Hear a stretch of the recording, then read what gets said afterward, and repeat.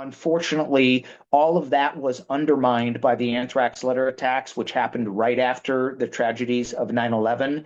And so, on the heels of 9/11, the anthrax letter attacks created a situation where the cancellation of the anthrax vaccine program and probably correction of military records would have occurred were it not for the anthrax letter attacks on the heels of 9/11. Fear bombs were put in place, basically false flag attack, essentially an insider attack event.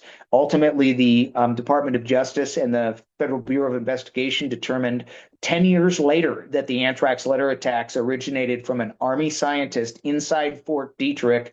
It was a lab leak, and the motive was to save the failing anthrax vaccine program. Problem was, it took 10 years for them to make this determination, and therefore, senators like Senator Daschle that we've been working with, who had actually questioned the punishments meted out, unfortunately, they never went back and took another look at the records that Senator Daschle was asking them to review and the punishments that they were had meted out against the troops.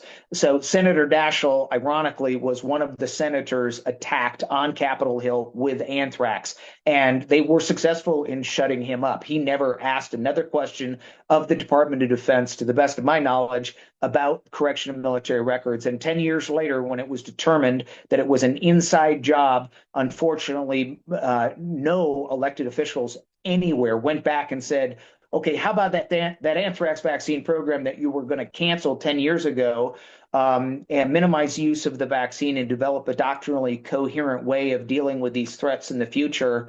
Unfortunately, nobody ever went back, resurveyed their judgments, and looked at the things that needed to be fixed. And so nobody ever did until President Trump came in 2018, and he said, "Hey, let's go back and fix this." And then he was undermined. He wasn't reelected, but now that he's been reelected and it isn't in his second term, I think it is incumbent on his administration to go back and fix what they already knew needed to be fixed. And the fix was only stopped because of the anthrax letter attacks, an inside job, a lab leak from Fort Detrick, affirmed by the FBI and the Department of Justice. It's time to go back and fix it.